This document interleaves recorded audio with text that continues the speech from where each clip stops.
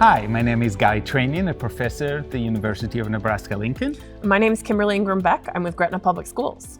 And this is CS4NE, and today we have a special treat. Yes, we do. So we have Jeff Ingraham, who's going to talk to us a little bit about his own history. But before we get into that, can you tell me a few things about him? Because you know more than me. I do. As you usually do, actually. He's my dad, and he teaches for various Catholic schools around the area of Greater Omaha. All right. And is this where you learn to love technology? It very much is, yes. All right. So he's going to talk to us a lot about his involvement throughout the years, but also talk about, as I understand, about robotics and different ways that you can incorporate different devices. You know my love for robotics, and that is a theoretical love. I do not actually have robots. That is not true.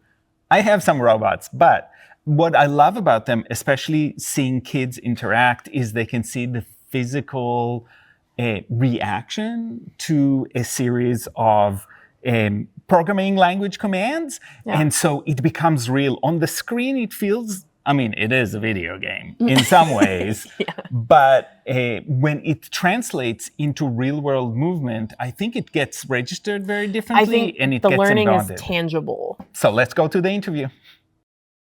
Hi, thanks for joining us today. We're so glad you were able to come. Good morning. Happy to be here. Tell us a little bit about yourself. My name is Jeff Ingraham, and I'm the Chief Operating Officer of a nonprofit called Prairie STEM. And my first master's degree in technology was from 1987. And I've been coding, programming computers since the VIC-20, Commodore 64, Apple IIe, 2 Plus, then moved on to Macintoshes, PCs, etc.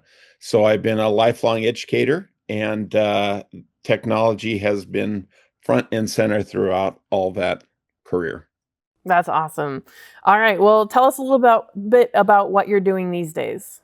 Well, so I've been on the CSTA board in Nebraska for the last couple of years. So that kind of rekindled my interest in programming and coding and what an important skill that is for students.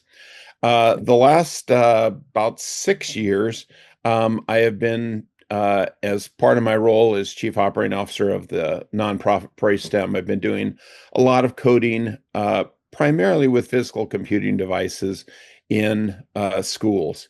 Prior to that, I was a professional development specialist with Educational Service Unit number 3 in Omaha. In my current position, we do a lot with microbits, are kind of our favorite bread and butter, because we can use them with kindergartners up through high schoolers. You can start off with block coding and then move into Python, and they're engaging for the students. They've got all the sensors, they've got the LED array on the back. You can plug in servos. We've got the bit booster connections so that you can turn them into fully functional robots simply with a $15 device. So really powerful. One of our schools is requiring every student for this school year to purchase a microbit. So they need pencils, crayons, and a microbit at St. Wenceslas School, which I think is pretty cool that they place enough emphasis on that it is required for every student to have as they walk in the door. And being able to take it home, they can use that to build projects, again, robots, cars, whatever, and they can take it with them because it is their microbit. So I think that's really going to be a game changer for this year, that every student in the school will have a microbit as part of their learning package in their desks. So microbits, primarily block coding is most of what we do. The middle schoolers sometimes will branch out and do some Python programming, but the block coding works pretty well. And as you know, microbits are used in every school in the United Kingdom and now ubiquitously throughout the world. And so there is so much good curriculum, so many good projects. You can literally, if you have some spare time, just turn the students loose to go in and start working on the tutorials online and build something cool, make a game, do something with a friend. The love meter is very popular with the middle school crowd, I'll tell you. So that's a huge part of our programming. With the primary students, we start out with Dash and Dot and with the B-bots. The B-bots are kind of like the old turtle logo. When I was getting my first master's degree, Seymour Papert Mindstorms was the big push in technology education, because they had taken a mainframe computer, plugged in a small robot to it, and the students could program to go forward, backward, left, right with turtle steps. We've also done the Nebraska Robotics Expo, which I've been associated with again since pretty close to the beginning. Dr. Paul Clark and Dr. Goman at UNO and Denny Hanley, et cetera, all did some cool stuff, made really exciting challenges for the students to do, programming challenges, driving challenges, et cetera, really engaging, again, getting the kids excited to be coding. I've also been on the NETA board for a number of years, and the Nebraska Educational Technology Association also is always trying to include the whole process of programming and how to partner with CSTA, et cetera. It's challenging because since COVID, everything's changed, as you well know. And so it's kind of a challenge getting these things, and our numbers are down. I think there's no other organization in the state that does more to push computer science and technology usage than the Nebraska Educational Technology Association. So I encourage anyone who does not know about NETA or is not a member to consider joining. We do 2 conferences a year, one in the fall, one in the spring, and always great events. It's inexpensive because it's just down the road a country mile, and fantastic stuff. Awesome. Well, you mentioned all these awesome things that you're doing in your classroom, but do you have any specific resources that you use for curriculum? Yeah, so we used the CodeHS. We have used a lot of Hour of Code stuff. That's always been, since that started in, I think I think those early 2000s, maybe late 90s. I'm not exactly sure when they came up with code.org. But anyway, we use those resources a lot.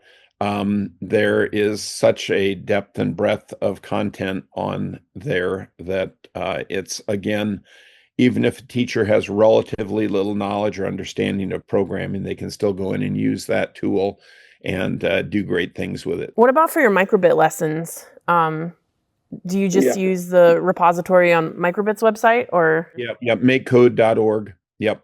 And again, you can program there in multiple environments. And so everything is online. We've used the iPads a little bit. We had a little bit of trouble with Bluetooth connectivity and the microbits. So it's at St. Wenceslas, they have mostly PCs or Chromebooks, and those all connect really well. It's just a simple USB connection. So that's pretty much exclusively what we use for the microbits. Awesome. All right. Well, any advice for teachers who may be teaching computer science for the first time this year? Yeah, again, you don't have to know it all. That's one of my biggest lessons in life, is that just get in there. If you're excited about it, if you don't know how to do it, just hand out the microbits and let the kids explore, because they will figure it out, and then they will teach you. And then next class, you're ready because you had the first class teach you how to do it. So there is great learning to be done, and the kids love it. It's a fun thing for them, and it really gives them that logical, sequential thought process to do great things in whatever subject or topic they're doing. It gives them a step-by-step way of progressing through troubleshooting. Sometimes it can be frustrating when the code doesn't work. You're going, man, what the heck? I was sure that this was right, and you left out a parentheses, or it was a backslash, not a forward slash, or some goofy thing. So those tools, those skills at coping and dealing with failure are so important for students to learn for every age. And so I think again, my advice would be just get in there and try it, because there's great stuff to do. It's a lot of fun. The kids enjoy it, and it will help them in life. Absolutely. All right. Well, thank you so much for joining us. I really appreciate it. Yeah, thanks. Have a great day. I do think I need the love meter. I'm just saying, this is the first time when I'm like, okay, microbits, maybe. All right. So what did you think were the most important highlights from this very dense interview? I really liked hearing just the different kind of robotics, the evolution, I guess, of the robotics in the classroom, and how it's still being integrated today, and the concepts are still the same that we're learning with those.